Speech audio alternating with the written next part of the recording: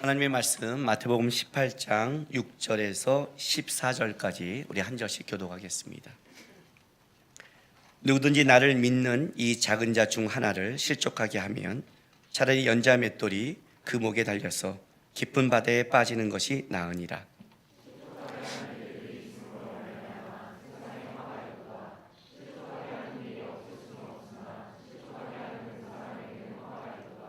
만일 내 손이나 내 발이 너를 범죄하게 하거든 찍어내버리라. 장애인이나 다리 저는 자로 영생에 들어가는 것이 두 손과 두 발을 가지고 영원한 불에 던져지는 것보다 나으니라.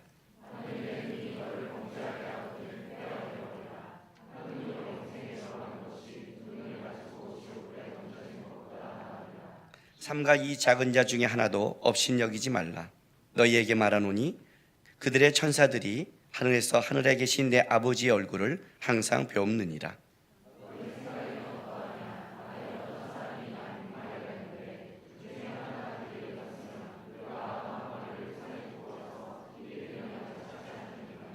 진실로 너희에게 이르노니 만일 찾으면 길을 잃지 아니한 99 마을이보다 이것을 더 기뻐하리라.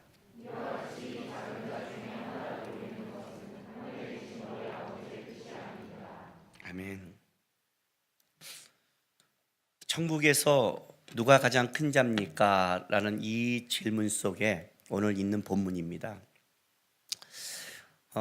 그런데 오늘 이 본문만 우리가 그냥 슬쩍 이렇게 겉모습으로 핥아보면 천국에서 도대체 큰 자가 누군가를 설명하는 것보다는 조금 또 다른 식의 설명 같은 느낌도 받고, 더 나아가서는 좀 설명이 무섭죠. 그렇죠? 천국에서 누가 큽니까? 했더니 이 작은 자 하나 실족해 한 자는 차라리 연자 맷돌을 메고 깊은 바다에 빠진 게 낫다, 이렇게 말하고, 큰 자가 어떤 자인 걸 그냥 물었을 뿐인데, 그죠? 그렇게 나가고, 또 뒤에 가면 뭐라 그래요? 네가 이 손이 누굴 실족해 하면 손을 잘라버리고 눈을 빼버리고 이렇게 나가는 거죠. 좀 무서운 본문이죠, 어떤 면에서는. 그런데 문제는 뭐냐면 지금 이것이 그냥 하는 것이 아니라 예수님께서 천국에서 큰 자가 누굽니까? 라는 거기에 대한 설명이라는 거죠. 그렇다면 오늘 우리가 읽은 이 본문은 천국에서 누가 큰 자인가에 대한 주님의 대답이기도 합니다. 오늘 이 본문뿐만 아니라 이 뒤에 있는 본문, 누가 혹시 실족하면 그를 어떻게 잘못한 사람을 권면해서 교회에 세워야 되는가, 은밀하게 가고 공동체 가고 교회가 말이 아니면 그를 어떻게 해요? 추방시켜라는, 이것도 천국에서 큰 자에 대한 주님의 대답이라는 거죠. 그리고 그 뒤에 가면 용서받지 못한 종의 비유도 이것도 천국에서 큰 자에 대한 주님의 연속적인 대답이라는 거예요. 그렇다면 대답하는 내용을 좀 들어보면 우리가 듣고 싶은 내용이 아닌데 그 천국에서 큰 자는 이런 자가 큰 자다라는 걸 알고 그렇게 하기를 원하는데, 예수님의 답변은 좀 우리가 듣고 싶은 내용과 다르다면 천국에서의 큰 자의 개념이 우리가 생각하는 것과 예수님이 말한 것과 큰 격차가 있다는 걸 말하고 있습니다. 왜냐하면 이 땅에 살아가는 사람들에게 있어서 큰 자의 개념은 뭐냐면 업적과 관계되어 있습니다. 여러분, 우리는 항상 무슨 일에 관심이 있는 거예요. 여러분, 많은 젊은이들의 기도가 뭐냐면 주님, 내가 무엇을 해야 됩니까? 그게 비전이라는 거죠. 여러분들이 말하는 비전은 다 하나님, 내가 뭘 해야 됩니까? 그죠? 이게 굉장히 강해요. 그리고 그것을 뭘 해놓으면 자기가 뭔가 이루어졌다고 착각을 해요. 무슨 일을 하느냐가 보다 훨씬 더 중요한 것은 어떤 존재가 되느냐의 싸움입니다. 그런데 세상은 어떤 존재냐의 싸움이 중요하지 않아요. 그가 어떤 업적을 갖고 무슨 일을 했냐에 훨씬 관심이 있어요. 이게 세상에서 갖고 있는 큰 자의 개념이기 때문에 그렇습니다. 마태복음 7장에 보면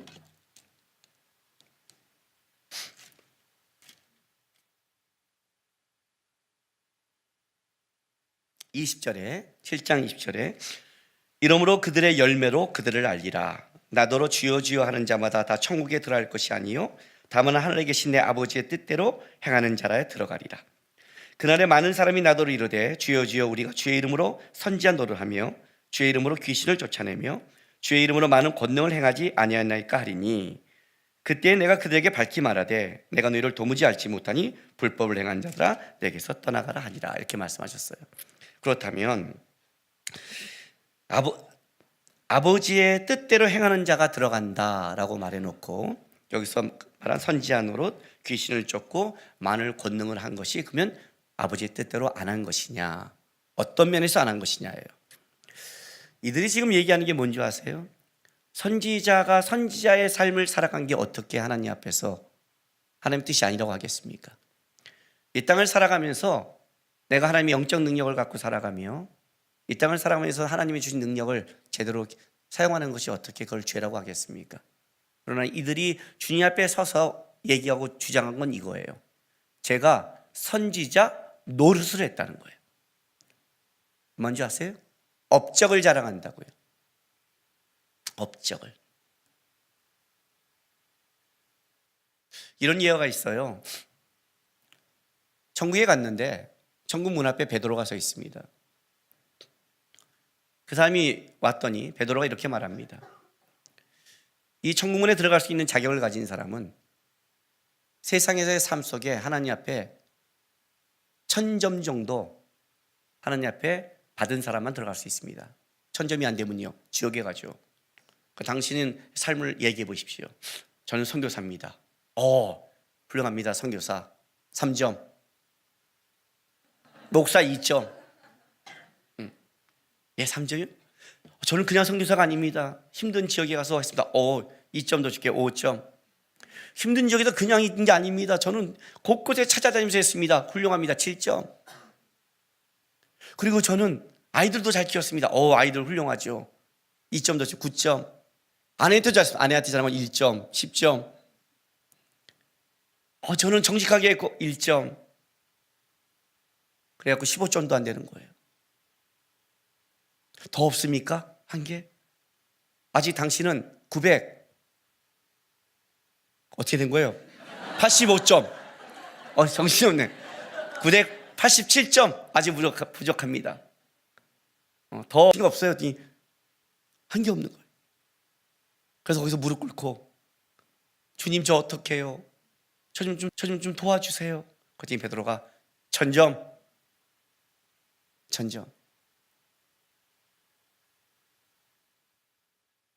천국에서는 어떤 자가 큰 자입니까?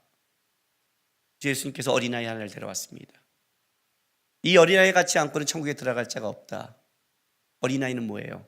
무능한 자입니다. 이 어린아이가 어떻게 뭔가를 하고 들어갈 자격을 얻을 수 있겠습니까?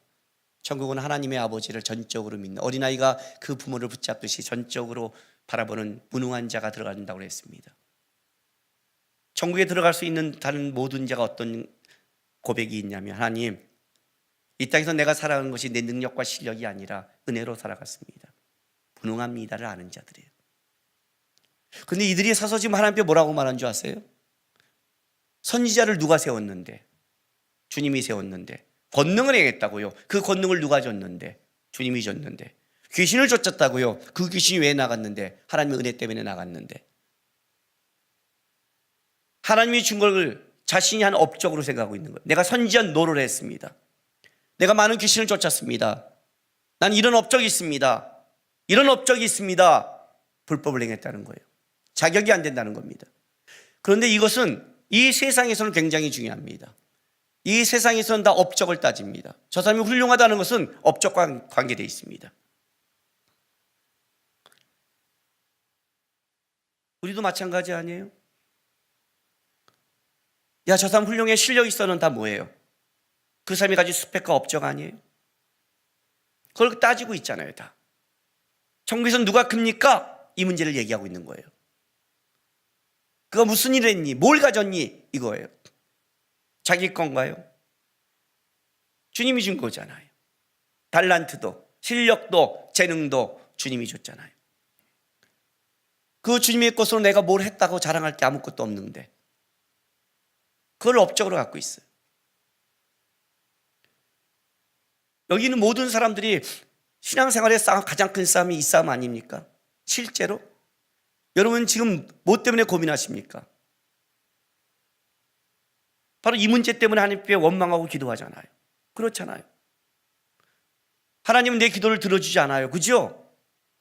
안 들어주잖아요. 올해도 아니구나 작년에도 결혼하지 못하고 지나왔잖아요. 이제는 기도 제목조차 안 나오잖아요. 왜? 해봤자 뻔하니까. 그죠? 여러분의 90% 이상이 하나님의 응답을 받지 기도 응답이 없다고 말하잖아요. 근데 기도 응답이 없나요? 있잖아요. 하나님의 기도 응답이 언제 없었어요? 있잖아요. 뭘로? No! 안 돼. 응답해 주잖아요. 안 돼. 그럼 우리는 뭐라고 그래요? 응답이 없대요. 왜? 여러분이 원하는 것, 여러분이 붙잡는 것, 여러분이 갖고 싶은 것, 그걸 줘야만이 응답이라고 생각하고 있으니까 그걸 가지면 응답을 받은 거예요? 아니에요. 그게 전혀 하나님 앞에 우리 삶에 도움이 안 돼요. 안 돼요. 어렸을 때 애들이 핸드폰 사달래요. 안 돼. 정확한 응답을 해줬잖아요. 그럼 뭘 해야 돼요? 왜 안 되는지를 찾아야죠.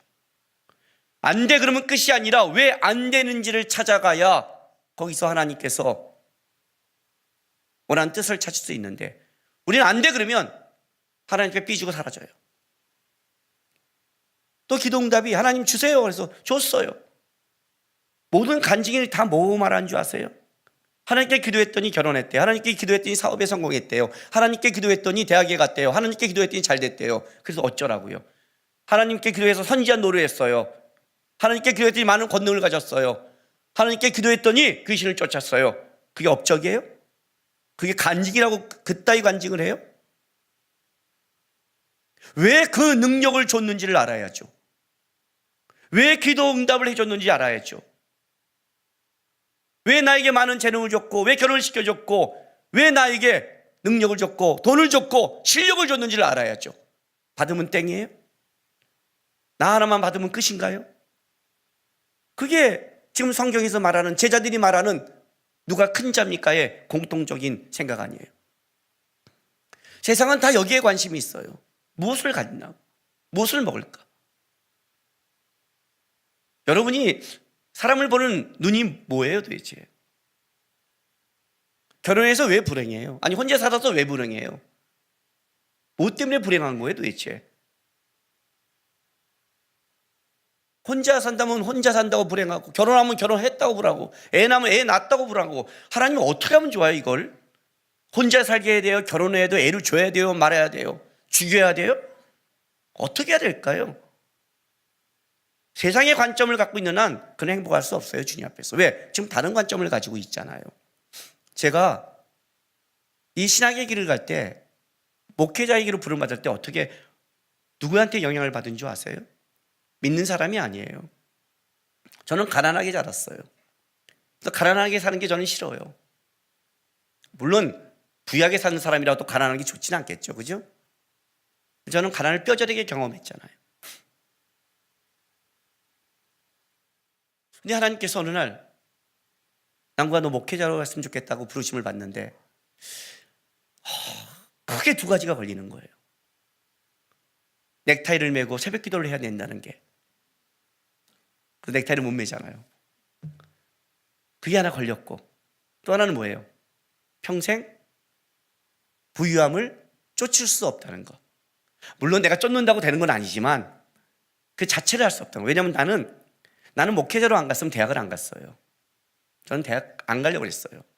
왜 대학교 나와서 직장 생활해요? 저는 그냥 그때부터 돈 벌고 장사해도 돈 벌어놓고 그냥 말년에 전 놀면서 살자가 인생의 꿈이었어요. 근데 목회자가 되니까 대학을 가야 됐죠. 공부를 해야 되니까.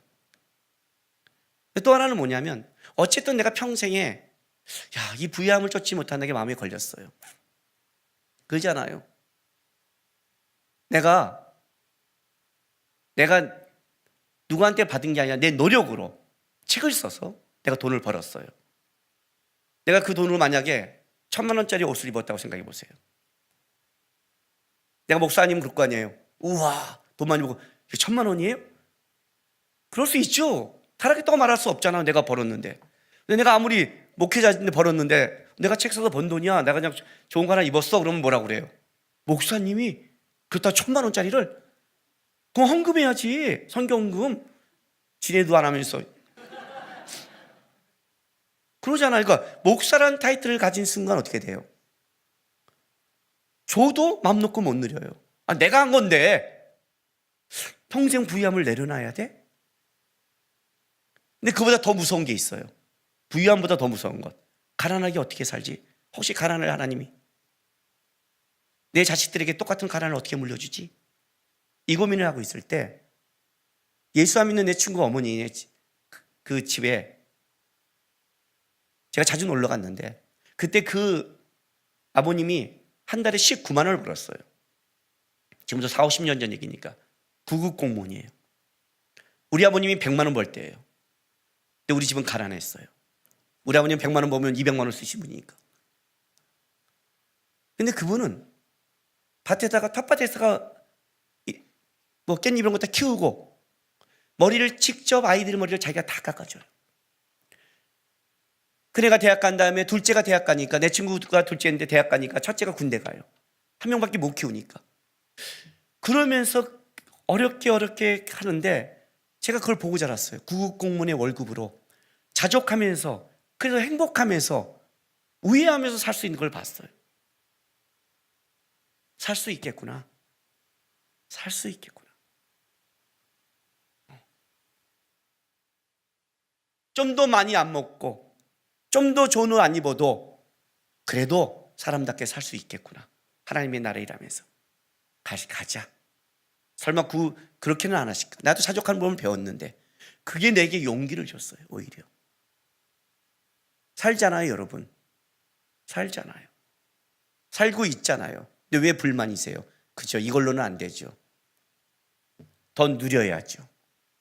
우리 때는 다 옆집이 가난해서 그렇게 살아도 괜찮았는데 지금 상대적 평가 때문에 힘들다죠. 그죠? 예, 그래야죠.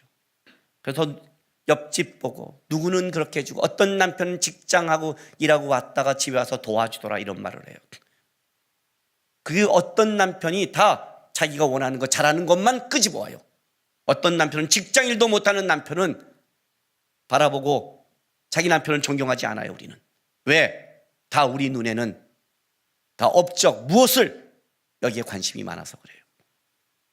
근데 하나님의 관심은 무슨 일을 할까가 아니라 업적이 아니라 그가 어떤 사람이 될까냐가 더 관심이 많아요.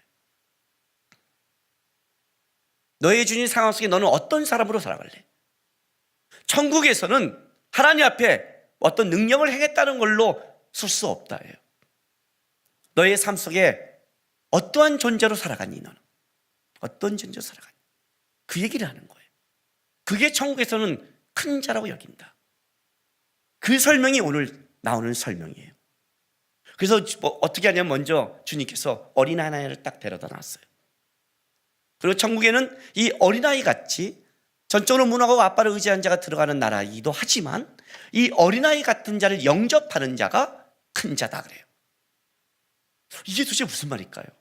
나는 어떻게 큰 자 그러면 많은 사람은 어떤 일을 해야 됩니까? 어떤 위치에 됩니까? 뭘 가져야 됩니까? 하는 업적을 생각하고 있는데 베라간 이 어린아이 어린아이를 영접하는 받아들이는 자가 바로 큰 자고 얘를 받아들이는 것이 주님을 받아들이고 하나님을 받아들이는 것 같다라고 얘기해 버리니까 어린아이를 보는 거예요. 어린아이 한번 쳐다보세요. 어떤 느낌일까요? 보이세요 어린아이? 저는 어린아이를 그래도 좋아하는 사람 중에 하나예요. 그래도 우리 아내도 그건 인정했어요. 그런데 요즘 제가 영화실이나 유아실에 전신 때 딱 문을 열면 문을 닫아요. 왜냐하면 그 어린아이들이 거기는 난민촌이에요. 와, 어린아이 좋아하는데 피곤해요. 어린아이를 영접한다고 얘가 무슨 도움이 되는데? 도움이 돼요? 피곤하잖아요. 그잖아요. 야, 너 어린아이 돌봐줘. 벌써 와, 일하는 게 낫지 않아요? 피곤하다고요, 여러분. 피곤해요. 세상에서 제일 피곤한 게 뭔지 아세요? 사람 상대하는 거예요. 교회에서 가장 힘든 직분이 뭔지 아세요? 샘터지기예요. 샘터지기가 돼야 목사님의 마음을 요만큼 알아요. 그 10명의 화상들이 하는 짓거리를 봐요. 샘터지기를 다 세워야 돼요, 사실. 주방? 아유, 그건 두 번째예요. 노동은 두 번째예요. 샘터지기가 제일 힘들어요. 샘터지기 맡았다는 건 벌써 뭐예요? 예, 구레네 시몬이 된 거예요. 억지로 지는 십자가를 진 거예요. 좋아서 짓는 사람은 한 명도 없으니까 샘터지기가 좋아서 진다는 건 약간 미친 거고요. 힘든 거예요. 그래서 목회자 된다는 게 영광스럽지만 부담스러운 게 거기 있는 거예요, 실제로는. 사람 상대가 제일 힘들잖아요. 근데 그 사람 상대 중에 말귀도 못하는 어린아이를 받아들이려, 이게 얼마나 어려워요. 어린아이를. 얘가 무슨 도움이 되겠냐고요. 도움 자체가 안 되죠. 우리 김승원 목사가, 우린 이제 중고등학교 때죠. 사춘기 때 청년들, 중고등학교에서 힘 팔팔하지 않아요? 그럴 때 이제 하람이 하준이가 아기 때예요. 얘네가 막 삼촌 놀아주고 뛰어다니니까 어느 날 작정을 했어요. 그래? 좋아. 내가 아니면 오늘 니네를 죽여버리겠다고. 그냥 이부자리를 딱 깔고 덤벼. 오늘은 내가 아주 그냥 와서 집어 던지고 내있으니까 와 덤비고 그냥 막 집어 던지고 2시간 막 했더니 와 땀나고 막 난리가 났어요. 그 2시간이 딱 지나더니 애들이 애들이 뻗었어요. 2시간 정도 두 명을 다 던져버렸으니까 내일승에서 완전히 막 잡아죽이고 지치게 했으니 얼마나 돌렸겠어요. 그리고 끝났다고 딱 놓는데 10분 정도 지났어요. 다시 하람이 아주가 일어났어요. 삼촌 다시 간다.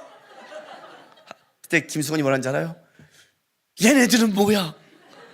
아니 고등학생이 감당이 안 되는 거예요. 얘네들은 다시 일어나서 다시 그 에너지가 다시 눈에 광기가 일어나기 시작하는 거예요. 끝까지 못하겠대요. 끝까지. 이해가 되세요? 어린아이예요. 어린아이.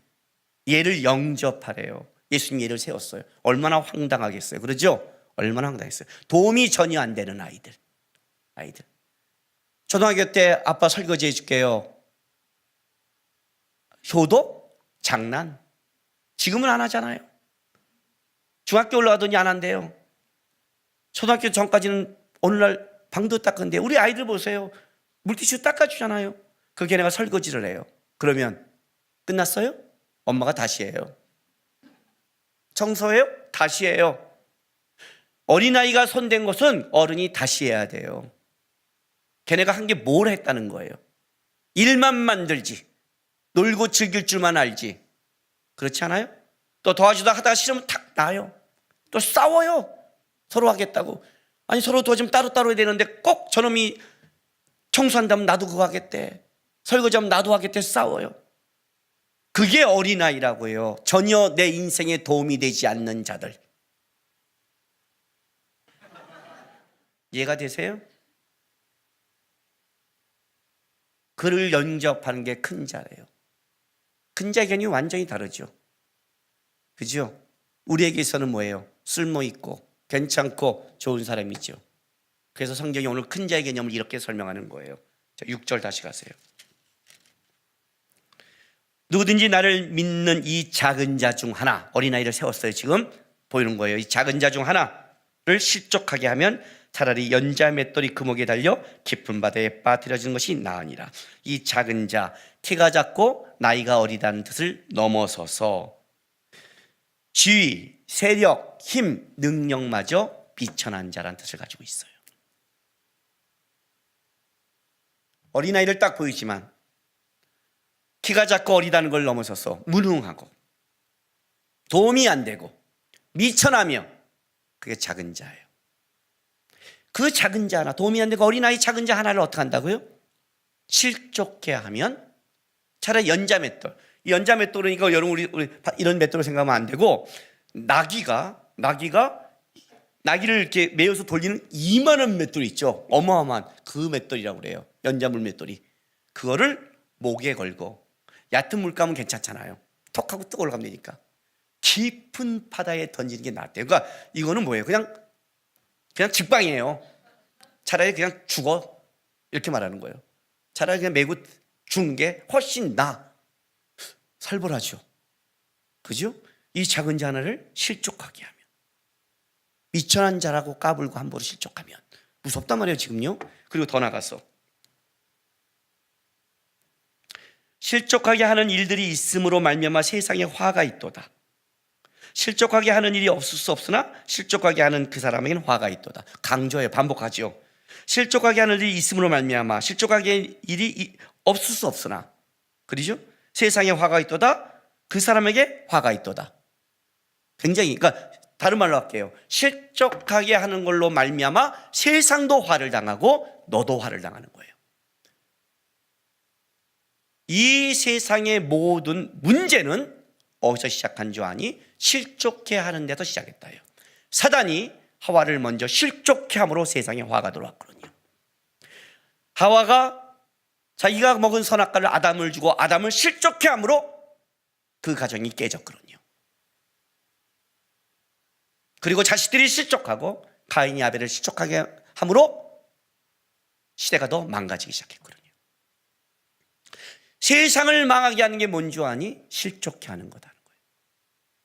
실제로 이 세상 속에서 가장 어려운 게 사람이잖아요. 여러분이 힘들다는 것은 상황도 있지만 사실 여러분 주위에 사람이 힘든 거예요. 내가 지금 편하고 좋다는 거는 좋은 사람이 있는 거예요. 좋은 사람이 있는 거예요. 사람을 실족해 하면 어떤지 화가 돼요. 그게 세상이에요. 나에게 화가 뭔지 아세요? 내 옆 사람을 실족한 데서 오는 거예요. 아내가 남편을 실족하게 해보세요. 뭐가 올까요? 남편이 아내를 실족하게 해보세요. 부모가 자녀를, 자녀가 부모를요. 실제로 모든 사람이 아내가 남편의 말에 순종하고 남편이 아내를 사랑하며 서로가 세워준다면 실족할 일이 없죠. 부모가 자녀를 노하게 하지 않고 자녀가 부모의 권한에 순종하며 서로 세워준다면 실족할 일이 없죠. 모든 가정만 온전히 있으면 괜찮죠. 그죠? 실제 뭐예요? 내 인생의 문제는 실족한 데서 벌어지기 시작하죠. 왜요? 하나님이 우리에게 묶어준 사람에 관심이 없으니까. 천국은 무얼 업적을 쌓는 곳이 아니라 사람을 세우는 곳이거든요. 하나님이 네 옆에 붙여진 사람을 실족해 하는 게 아니라 세우는 것이다. 소극적인 대처예요. 첫 번째 대처예요. 소극적인, 적어도 너가 하나님의 사람으로 살아간다면 다른 사람에게 은혜와 능력을 주지 못할 망정 실족해 하는 일을 하지 말라는 거예요. 그게 너에게 화가 되고 세상에 화가 된다. 어떤 사람이 한 상담사를 찾아왔어요. 무슨 일 오셨습니까? 상담을 왔습니다. 뭐죠? 우리 아내가 저한테 이혼하자고 그럽니다. 혹시 아내에게 아내 어디 아프십니까? 저는 이해가 되지 않습니다. 저는 여태까지 성실하게 일했고 월급을 제때제때 갖다 줬고 그리고 그렇게 살아왔는데 왜 배란과 나에게 이혼하는데 이해가 되지 않습니다. 다시 상담사 물었습니다. 혹시 아내 처갓집에 어디 주위에 무슨 문제가 있나요? 그랬더니 이 사람이 또 이렇게 말하는 거예요. 저는 술도 잘 안 마시고 휴가 때도 제때 아내와 여행도 갔고 다 했는데 왜 저한테 이런지 진짜 모르겠어요. 다시 그 다음에 물었습니다. 혹시 아내가 요즘 우울증에 겪거나 그런 걸 상태가 어떻습니까? 그때 남자가 또 이렇게 대답하는 거예요. 혹시 아내가 바람 피는 게 아닐까요? 그렇지 않고서야 저처럼 착실하게 살아왔는데 왜 그럴까요? 그랬더니 상담사가 책상을 쥐고 소리쳤습니다. 당장 집에 가서 찍소리 하지 말고 아내가 하는 얘기부터 들으세요. 예? 찍소리 하지 말고 들으세요. 그러면 돼요? 네, 찍소리 하지 마세요. 그리고 돌아갔더니 이혼 안 했답니다. 이렇게 이해를 들면 이제 오늘 집에 가서 아내들은 남편한테 찍소리 하지 말라고 합니다. 뒤집어서 얘기할게요. 아내들도 남편 말 더럽게 안 들어요. 진짜 그래요. 아내들의 가장 큰 문제가 뭔지 아세요? 자녀보다 남편이 우선이에요. 남편보다 자녀를 먼저 세우려는 자녀가 교만 방지하고 존경을 모르며 싸가지 없게 자라지만 남편의 권위를 인정하면 자녀는 권위를 알고 순종을 해요. 요즘은 잘못 교육을 해요. 아이에게 집중하면 안 돼요. 남편에게 집중해야지. 듣지를 않아요. 듣지를. 경청을 안 해요. 내 옆에 붙어준 자를 보지 않아요. 들으려고 안 해요. 다 자기 얘기예요. 자기 생각만 해요. 왜 그러죠? 묶여요. 못 자라요. 성경에서 경청하라는 말을 주님이 그렇게 해요. 신앙이 자라는 사람의 특징이 경청이에요. 나 혼자 살아가는 게 아니니까. 천국은 하나님의 나라를 같이 이루는 거니까. 하나님의 나라를 같이 묶어준 그 사람에게 관심이 있냐는 거예요. 적어도 너에게 묶어준 자를 너의 행동으로 실족케 하는 일을 하지 말라는 거예요. 이게 얼마나 무서운 거냐면 18장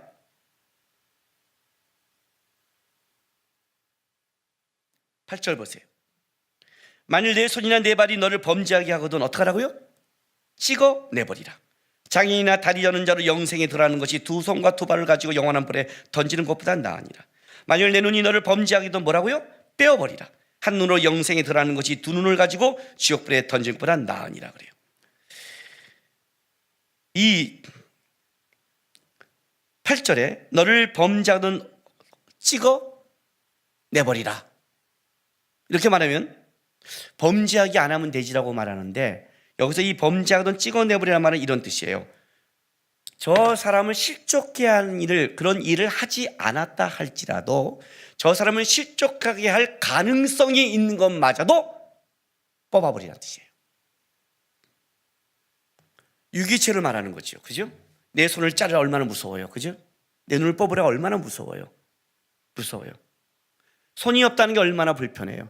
여러분, 하나님은 교회를 우리의 몸으로 설명합니다. 이건 교회이기도 합니다.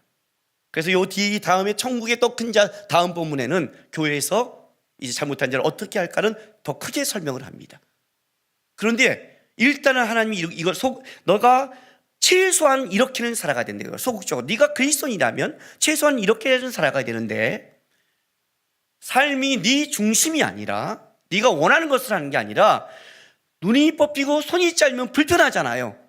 네 삶이 불편하다 할지라도 그것이 다른 사람을 실족하게 한다면 불편하게 살아가라는 거. 그냥 나 쟤 때문에 불편해. 왜 난 이런 속에서 나는 이렇게 불편하지? 그렇게 살아가라고요. 제가 시사 대접을 받은 곳이 있습니다. 어떤 곳이냐면 음식이 우리 주님교회 성도들과는 맞지 않은 곳입니다. 음식의 양이 적습니다. 일단 맛은 굉장히 있습니다. 양이 적습니다. 근데 왜 양이 적나 했더니 거기는 주로 와인이나 샴페인을 먹으면서 음식을 먹는 곳이니까 좀 고급지게 먹는 곳이죠. 우리는 일단 양이 있어야 되잖아요. 와인 샴페인은 제끼더라도 우리는 그런 곳이잖아요. 근데 먹는데 다 이제 와인하고 이렇게 먹는 거죠. 우리만 갖다가 계속 시켜 먹는 거죠. 먹는 거죠. 근데 이제 그러다 이런 얘기가 나왔습니다. 앞에 있는 분이 와인 이렇게 먹는 게 죄일까요? 그래서 와인 먹으면 몸에 안 좋을까요? 그래서 아니에요. 성경에 적절하게 이렇게 먹으면 혈액순환이 되고 건강에 좋다고 그러잖아요.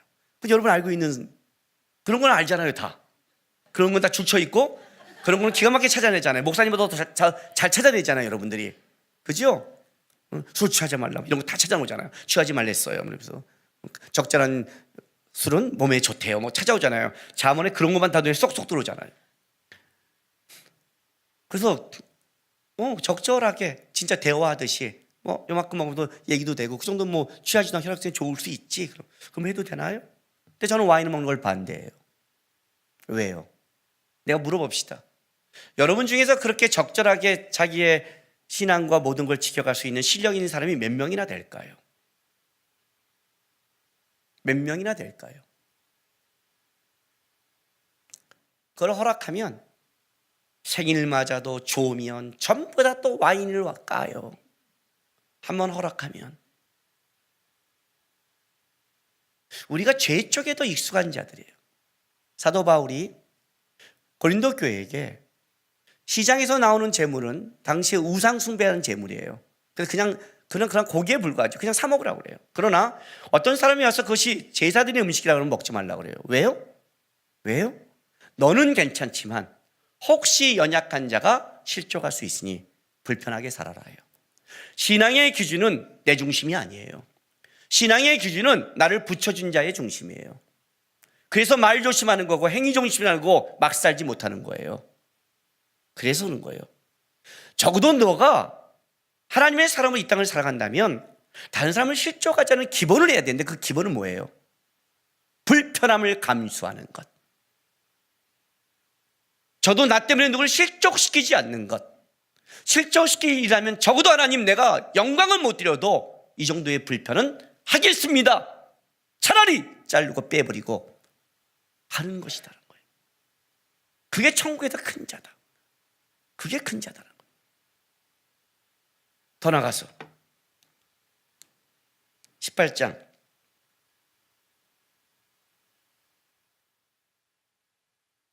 12절 보세요.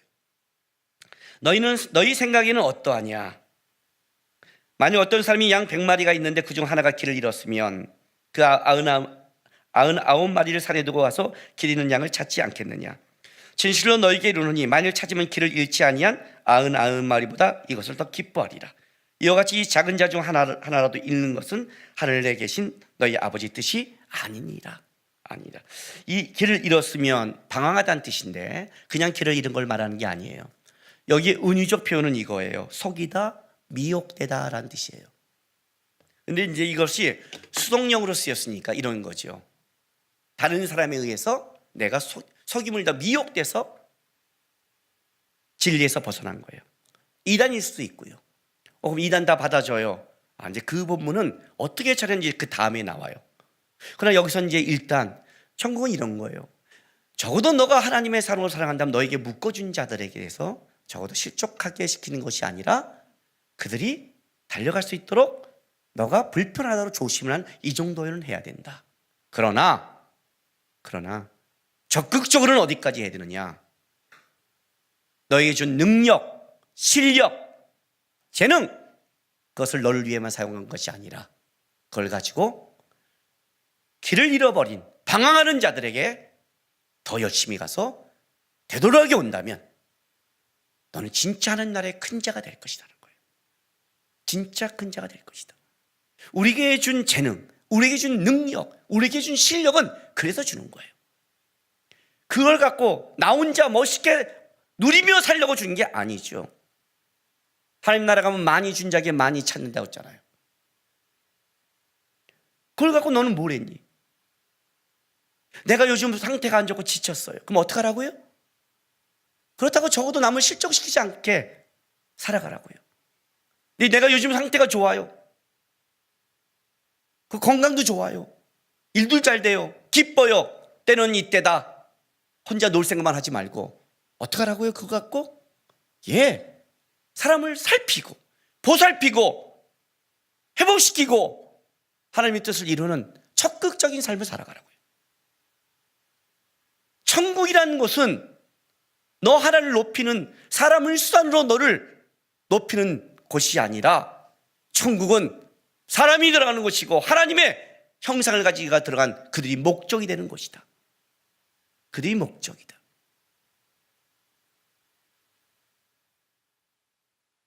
천국을 꿈꾸는 사람들은 사람을 수단으로 대하지 않아요. 그건 세상 사람이 대하는 거예요. 세상은 자기 업적을 해서 사람들 충분히 수단으로 대해요. 사람을 이용하죠. 가치가 없으면 버리죠. 가끔 교회 행사를 할 때나 교회를 할 때 그럴 때가 있어요. 부족한 자를 붙여줄 때가 있고 모자란 자를 붙여줄 때가 있어요. 일을 할 때가 어려울 때가 있죠. 그러면 그래요 우리한테. 목사님 왜 이렇게 해요? 우리는 지금 경연대회를 가는 게 아니에요. 1, 2등을 다투는 게 아니라고요. 바에타에서 선교를 가요. 훌륭한 선교단체는 필리핀에 있는 아이들을 바라보기 전에 나와 함께 갈 사람들을 먼저 섬기는 거예요. 나와 같이 간 사람들을 먼저 바라보는 거예요. 그래서 하나님이 어떤 때는 바에타스 아이들만 관심 있는 게 아니라 우리에게도 관심이 있어서 같이 집어넣고 같이 도와서 같이 만드는 기쁨을 누리게 만들 때가 있어요. 내 일에 빠져서 나에게 붙여진 사람을 놓치지 마세요. 요즘 신앙이 이상하게 바뀌었어요. 세상이 더 강팍해짐으로 말미암아 우리도 강팍해졌어요. 말세가 올수록 일어난 현상 중에 하나가 뭐예요? 사랑이 식어지고 강팍해진대요. 이기적이 되는 거예요. 우리 교회 등록했던 자가 교회를 옮겼어요. 옮길 수 있죠. 그거야 문제가 되겠어요. 근데 왜 옮겼냐가 중요하죠. 왜 옮긴 줄 아세요? 끝나고 우리 청년들 아마 뭐 하죠? 청소시죠. 교회 청소하죠. 청소시켰더니 그 청소가 힘들다고 옮겼대요. 대단하죠? 요즘 청년들 이기적이에요. 이기적이에요. 신앙 다시 배워야 돼요. 교회에서 가장 어려운 데가 어딘 줄 아세요? 샘터예요. 왜? 가까이에서 내가 만나기 싫은 사람을 만나야 되니까. 묶어진 자를 만나야 되니까 싫죠. 예배만 드리고 가면 좋겠죠. 우리 교회도 굉장히 많죠. 한 가지는 아세요. 그걸 신앙이라고 배우지 마세요. 이기적인 거예요. 내가 살아가면서 누구 하나 섬기지 못하는 그따위 신앙, 그걸 신앙이라고 말하지 않아요.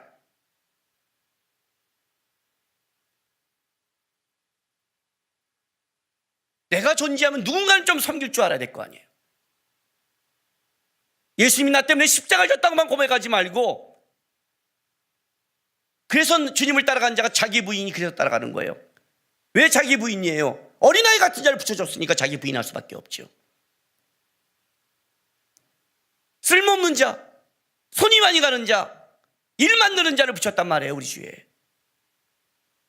천국은 주님이 그렇게 관심 갖는 자를 관심 갖는 거예요. 그게 천국이다. 거기도 천국은 그런 자를 알아준다. 그런 자가 큰 자다. 변화가 업적을 누린 자가 아니다.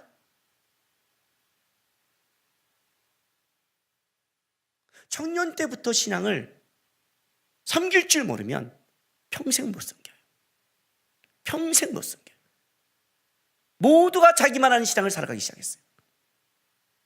세상에서 가장 고난스럽고 어려운 게 사람 섬기는 거예요. 사람이 가장 힘들고 피하고 싶고 골치 아파요. 그런데 그 사람이 우리 인생에 가장 큰 위로가 되고 힘이 되고 그림이 되기도 해요.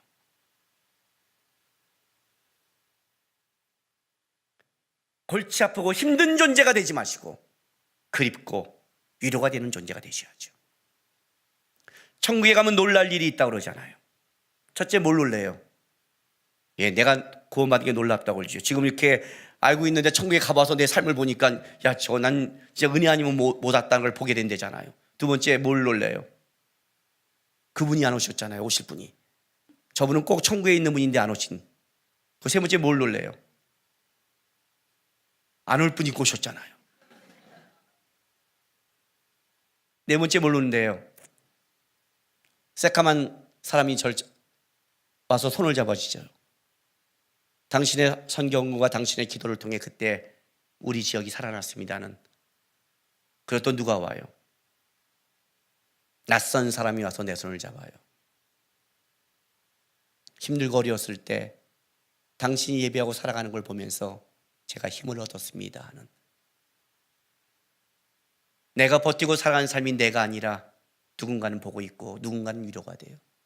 내가 살아가는 삶이 내가 아니라 누군가는 실족하게 만들어요. 히브리서 12장 1절에 허다한 증인들 앞에 쓴대요. 천국 가면 상 받을지 안 받을지 벌써 우리는 대충 알아요. 어떻게? 내가 서서 내 죄악 때문에 내 부족함 때문에 서 있을 때 적어도 내 옆에 누군가가 이렇게 말해줄 사람이 있을 거예요. 주님, 그래도 나는 이분 때문에 힘을 얻었습니다. 나는 그래도 이분이 내 시대에 있어서 기쁨이 됐고 실족하지 않았습니다. 그 증인들이 있다면 그 사람이 어떻게 하나님 앞에서 버림받겠어요? 우리 속에 다 알잖아요. 이 사람 때문에 내가 얼마나 힘든지 공동체가 이렇게 말해버린다면, 내가 하나님 믿고 내가 잘났다의 말이 중요한 게 아니라 나를 세우는 게 내가 아니라는 것을 알잖아요. 천국은 이런 자를 알아준대요. 천국이 이런 자를 알아준다는 건 다른 말로 할게요. 주님의 마음과 눈이 이런 자에게 있다는 거예요. 그래서 갈 수 있어요. 이 길을. 힘들죠, 그죠? 근데 주님의 마음이 너에게 있어요. 주님의 통로에게 있어요. 그런 자를 주님이 기뻐하고 바라보고 위로하고 세워지는 축복이 있는 거예요. 그리고 기도해 보세요. 먼저 그의 나라와 그의 일을 일하라. 그다음 이 모든 것을 더 준다가 이런 말이에요. 내가 원한 거 내가 받는 걸 위해만 기도하는 게 아니라 먼저 아버지의 마음을 갖고 다른 사람의 실족치 않게 해서 내가 불편함을 살아가고, 그러다 하나님의 은혜와 힘을 주면 누군가를 돌보는 그렇게 살아가는 사람이 있다면 주님이 어떻게 한다고요? 그에게 모든 것을 줄 수 있다고요. 왜? 그는 하나님의 마음으로 이 땅을 살아가는 사람이니까. 천국에서 알아준 큰 자가 이런 것이다, 이런 자다. 여러분을 통해서 누군가가 은혜를 받아야 돼요. 여러분을 통해서 누군가 위로를 받아야 돼요. 여러분을 통해서 누군가가 힘을 받아야 돼요. 내 중심으로 살아가지 마세요. 난 이거 해도 괜찮아, 나 이런 거 봐도 괜찮아, 이거 뭐 나는 실족하지 않아. 그게 이기적이에요. 나를 빼세요. 좀 내가 안 해도 나에게 붙여진 자 때문에, 맡겨진 자 때문에 하나님 기꺼이 손의 불편함을, 보지 않는 불편함을, 스스로 불편함을 겪어가면서 참으면서 적어도 하나님 내가 실족시키지 않고 은혜 안에 살아가겠습니다. 적어도 내가 실족시키지 않고 굳은 일 하겠습니다. 적어도 내가 뭔가는 돕겠습니다. 하나님의 백성처럼 살겠습니다. 다른 가치로 살겠습니다. 주님은 이런 자를 기뻐하신다. 불편하더라도 주님과 동행하는 이 기쁨을 생각하면서 천국의 큰 자의 모습으로 살아가는, 나에게 묶어진 자를 위해 기도하며 불편함을 기꺼이 살아가는 여러분 되시기를 주님의 이름으로 바랍니다. 기도합시다.